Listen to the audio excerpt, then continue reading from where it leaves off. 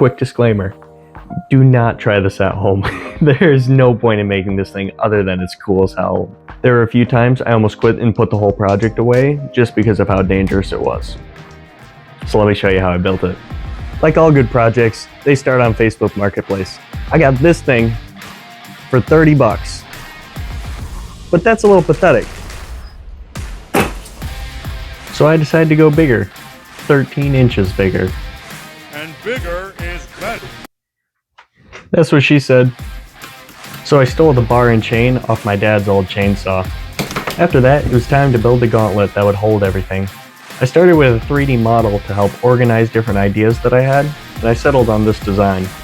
In order to protect my hands from the spinning death strapped to them, I bent the frame so that there was no way I could possibly injure myself. After that, I had to weld on the sides and make the handle. Once the bar was in place, I could get started on the adapter that would hold the motor. The casing that was on it was pretty good already, so I made a metal part that could be screwed to the rest of the frame. During this time, I also had to make parts that would spin the chain. This took a lot of trial and error because my Ender 3 was $50 and also off Facebook Marketplace. I have a problem. After several days of 3D printing, I finally had a part that didn't fail and fit together with some degree of accuracy, so it was finally time to assemble the whole thing. Overall, I was pretty happy with how it came out. For having no cushioning, it's pretty comfortable to wear. So let's test it. So it's done, it's a little underpowered and scary as hell.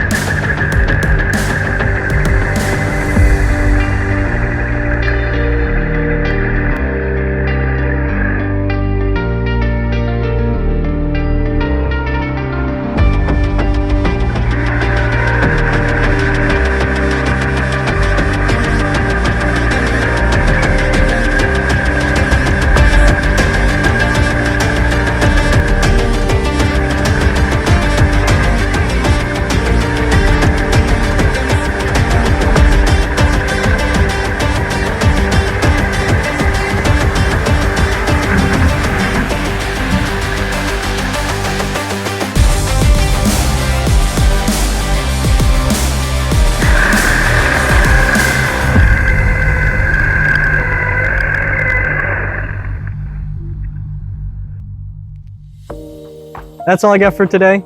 If you like this video, make sure to subscribe and follow me on TikTok to see any future updates. See ya.